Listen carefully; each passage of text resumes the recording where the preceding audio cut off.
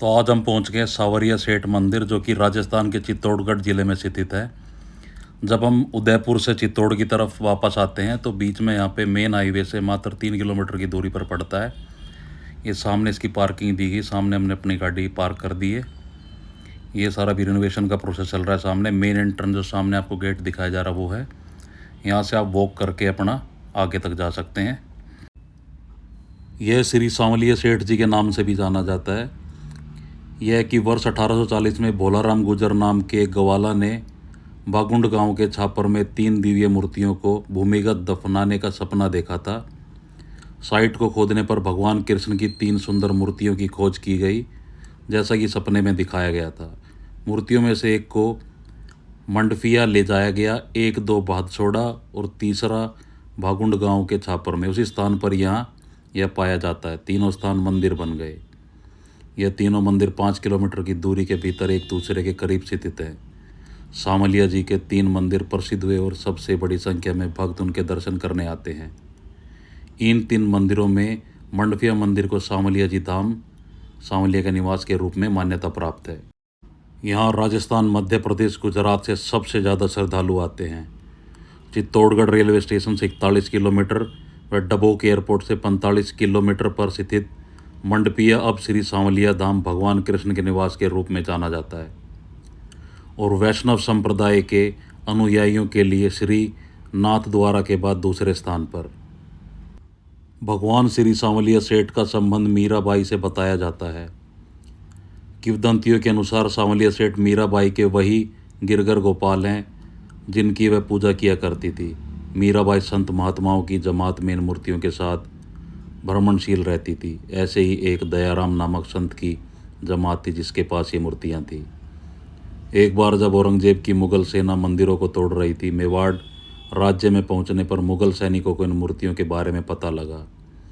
तब संत दयाराम जी ने प्रभु प्रेरणा ने इस मूर्तियों को भूगांड भादसोड़ा की छापर खुले मैदान में एक वट वृक्ष के नीचे गड्ढा खोदकर पथरा दिया और फिर समय बीतने के साथ संत दयाराम जी का देवलोक मन हो गया।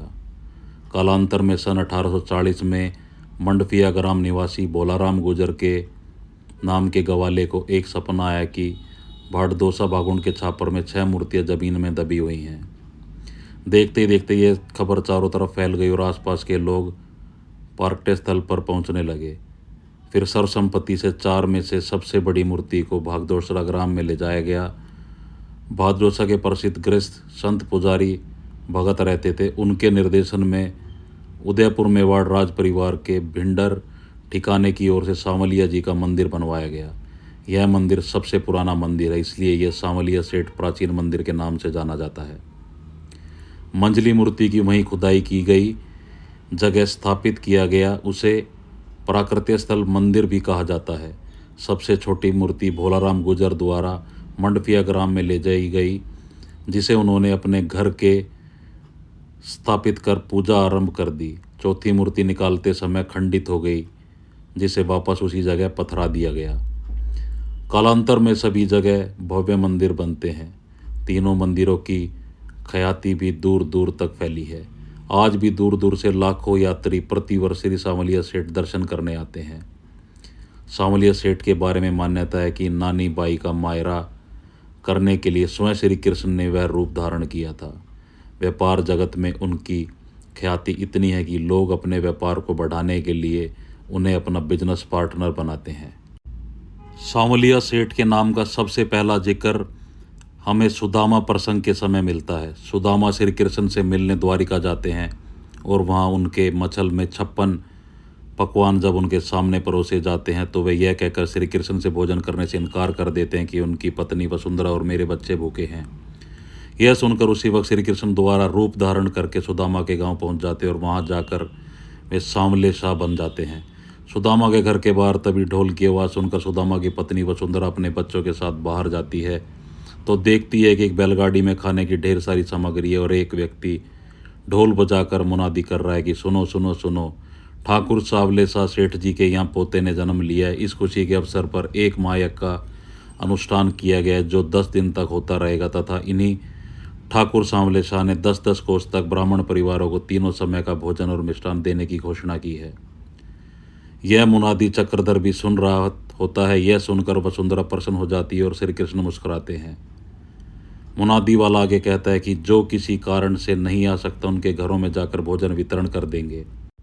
यह सुनकर चक्रधर अपने हाथ की टोकरी को पालकी में रख देता और कहता है कि ईश्वर तू कितना दयालु, तूने आखिर भूखे भक्तों के भोजन का प्रबंध कर ही दिया।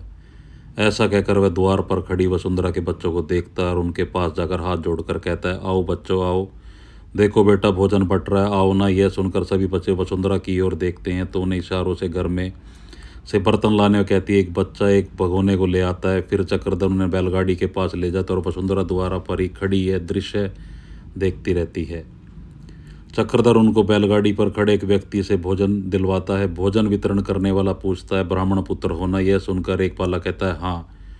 तब वह कहता है कि इतनी थोड़ी सी खीर से क्या होगा, कोई बड़े भगोने बर्तन ले आते, घर में कोई बड़ा नहीं है। तब वह कहती है कि मेरी माँ है और पिताजी। तब चक्रधर कहते हैं कि वृंदापुरी के सारे ब्राह्मण आज गांव में मौजूद है, केवल इनके पिता को छोड़कर। कर्मों का मारा सुदामा रोज